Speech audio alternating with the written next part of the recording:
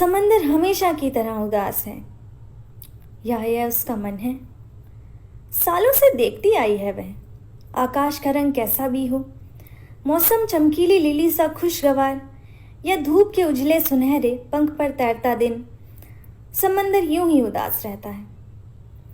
सतह पर प्रतिबिंबित आकाश के फिरोजी नील के नीचे उसका स्थायी रंग मटमैला धूसर है। झिरझिर बहती हवा के संगीत से परे वह जाने कब से सुनती आई है समुद्री पंछियों की करुण चीख। किनारे पर वैधव्य के विलाप सी अनवरत बिखरती टूटती फेनिल लहरें। वह जानती है समुद्र की देह भाषा। तमाम कोलाहल के बीच वह अपने आगाध मौन का निर्जन टापू है। इसी निर्जनता से उसका संवाद है। अपने वर्जित प्रेम का कन्फेशन वह अपने प्रभु के सामने भी नहीं कर सकती, तो उसे समंदर की इन्हीं आराजक लहरों को चुपचाप सौंप जाती है, किसी नाजायज शिशु की तरह, इस प्रार्थना के साथ कि यह अभिमानी समंदर से अपने हृदय की गहराइयों में छिपा ले, कभी लहरों के हाथ किनारों को लौट ना जाए। इन किनारों पर मनुष्यों की एक बहुत बड़ी दुनिया है, जो प्रेम के लिए कभी अनुकूल नहीं रही। यहाँ जो बार बार सूली पर चढ़ा वह प्रेम ही था। मंदिर तो पत्थरों के लिए बना है। कितना समय गुजर गया, शायद कई युग। वह उंगलियों पर अब गिन नहीं पाती। शायद खाल की अनगिन झुर्रियों पर वह दर्ज हो। जो समय दिल पर गुजरता है उसका हिसाब सहज कब होता है। इलियाना सिस्टर। इलियाना तब जवान थी, बारिश में जन्मी किसी पहाड़ी नदी की तरह ही उफनती हुई चंचल, अपने 5 भाई बहनों में सबसे छोटी। प्लेग की चपेट में आकर जब पुराना गोवा लगभग वीरान हो गया था, अपने पति और 4 बच्चों को खोकर उसकी मां किसी तरह उसे लेकर उत्तर गोवा भाग आई थी। पूर्णा के रास्ते में उसने बस जीसस चर्च के सामने से गुजरते हुए मन्नत मांगी थी, अगर इलियाना बच गई वह उसे आजीवन प्रभु यीशु की सेवा में सौंप देगी। तब से इलियाना एक ईसाई नन बनकर अपने प्रभु की सेवा में है।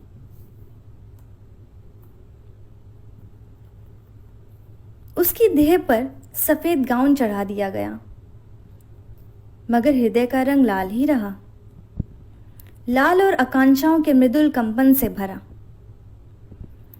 तब से एक मन को बांधने वश में करने के सारे प्रयत्न व्यर्थ गए। अल सुबह पंछियों के जागने से पहले चर्च के घंटे के साथ सेमिनारी में उसके दिन शुरू होते। अपने सामने पवित्र ग्रंथ खोले नींद भरी आंखों से जमाई दबाते हुए वह कोरस में ईश्वर की करुणा के गीत गाती, मगर आबाध्य मन ठीक उसी समय समंदर किनारे रंग बिरंगी शंख सीपी इकट्ठा करते नंगे पांव भागता फिरता। प्राचीन चर्च की ऊंची दीवारों के बीच बसंत की रातों के वर्जित सपनों में देह खारा पानी, नमकीन हवा में सीज पककर सबके अलक्ष्य काजू के फल सा मीठा मदिर होता गया था। उन दिनों मदर सुपेरियर कतार में खड़ी करके उसके यूनिफॉर्म नाखून का मुआयना करते हुए अक्सर नाक सिकोड़कर कहती थी, उसकी देह से मछली की गंध आ रही है। वह सचमुच मत्स्य गंधा बनी हुई थी उन दिनों। रग रग में समुद्र का उद्दम ज्वार चढ़ा था। इलियाना की चमकीली खाल पर चढ़े बसंत से परे वह समय गोवा में तनाव और राजनीतिक उथल पुथल का था। हिंदुस्तान आज़ाद हो गया था और गोवा को आज़ाद कराने की कोशिश भीतर ही भीतर तेजी हो गई थी। आमतौर पर गीत संगीत और फेनी के नशे में डूबे गोवा के अलमस्त नौजवानों में देश प्रेम और स्वाभिमान की भावना आंच देने लगी थी। लोग छिपकर रेडियो पर लोहिया के ओजपूर्ण भाषण सुनते और क्रांति के गीत गुनगुनाते। हंसुए कुल्हाड़ी पर सान दिए जाने लगे थे। मछली के ढेरियों में गोली बंदूक छिपाए जाने लगे थे। अब बसंत की हवा में भट्टियों पर चढ़ी शराब की नहीं, बारूद की गंध थी। इस गंध ने आज़ादी के दीवानों को पागल कर रखा था। और एक सुबह तोप के भीषण गर्जन से इलियाना की नींद टूटी थी। चारों तरफ चीख पुकार भगदड़ मची हुई थी। आकाश धुएं सा काला था। किसी ने भागते हुए उससे कहा था, हिंदुस्तान की सेना आ गई। और फिर देखते ही देखते वह पुर्तगाली और हिंदुस्तानी सेनाओं से घिर गई थी। भय से अवश यीशु के अल्टर से चिपकी विस्फारित आंखों से देखती रही थी। वह भीषण युद्ध, संगीनों से छलनी होता सीना, कटकर गिरते सर, खून के फव्वारे, आर्तनाद। गोली से एक पुर्तगाली सिपाही के सर के परखच्चे उसके सामने उड़ गए थे और वह बिना सर का धड़ पीछे की ओर त्योरा कर उस पर आ गिरा था।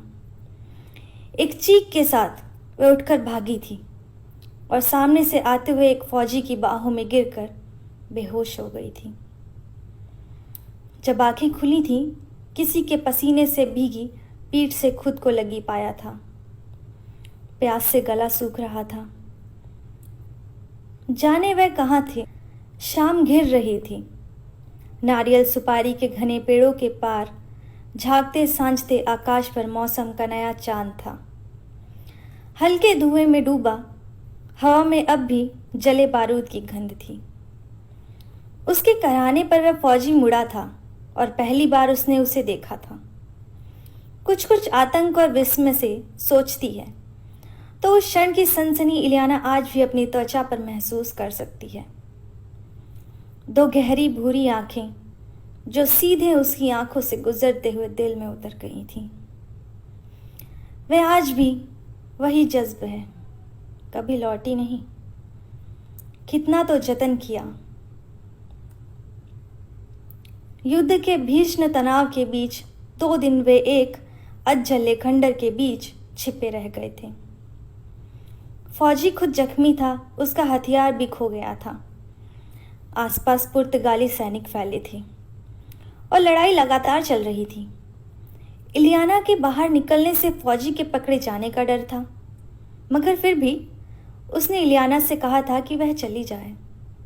उस अनजान हिंदुस्तानी के यकीन ने इलियाना को बांध लिया था। उसने फौजी को इस हालत में छोड़कर जाने से इनकार कर दिया था। आल्टर के सामने पड़ी अगरबत्ती की राख उसके जख्मों पर डालकर अपने लंबे गाउन का कोना फाड़कर उसने जख्मों पर सख्ती से बांध दिया था। आजाद हो चुकी थी। फौजी बुखार से बेसुध था। सेना के लोग उसे ले गए थे। जाते हुए उसने इलियाना को एक नजर भर के देखा था। बस वह उनकी आखिरी मुलाकात थी। इसके बाद इलियाना कभी अपने ईश्वर की ओर देख नहीं पाई। बार बार कन्फेशन बॉक्स तक गई और लौट आई। जब भी प्रार्थना में आंखें मूंदती, 2 गहरी भूरी आंखें भीतर दीप उठती। उन 2 आंखों की लो से लो लगाए वह बिना किसी प्रतिश्रुति के जाने किस प्रतीक्षा में जिए जा रही थी। उन्होंने सही अर्थों में उसका बपतिस्मा किया था। वह मन से सन्यासिन हुई थी, सच्चे अनुराग से जन्मा विराग। इसके पहले जो भी था वह एक पाखंड और विवशता के सिवा कुछ नहीं। और एक दिन वह चिट्ठी आई थी उसके पते पर। जाने कहां कहां से घूमते हुए भेजने वाले के पते पर नाम की जगह बस फौजी लिखा था। उन 2 दिनों में उसने उसे फौजी ही बुलाया था, नाम पूछना रह गया था। उस हल्के नीले लिफाफे को हाथ में ले इलियाना देर तक चुपचाप बैठी रही थी। तो वह जिंदा है। उसकी प्रार्थना कबूल हुई। इसके बाद उसने बिना खोले वह लिफाफा समुद्र की लहरों के हवाले कर दिया था। उसकी मां ने अपने प्रभु से एक मन्नत मांगी थी। रही उसकी अपनी प्रार्थना तो वह उसकी सनातन प्रतीक्षा में हमेशा जीवित रहेगी। उधर सबकी पीड़ा के सलीब पर चढ़े प्रभु ने शायद हर एक की प्रार्थना पूरी की थी, किसी की सुनकर, किसी की ना सुनकर। इसके बाद बार बार वह नीला लिफाफा इलियाना के नाम आता है और इलियाना आंसू और मुस्कुराहट से भरी बिना पढ़े उसे समुद्र की लहरों के हवाले कराती है। यह जाने बिना कि उसका फौजी उस युद्ध में मिले जख्मों में जहर फैलने से सैनिक अस्पताल में उन्हीं दिनों मर गया था। अपने दोस्त से यह आग्रह करके कि एक निस्संग सन्यासिन समुद्र के किनारे उसकी प्रतीक्षा में उदास बैठी रहेगी, उसे फौजी के नाम से खत लिखना है।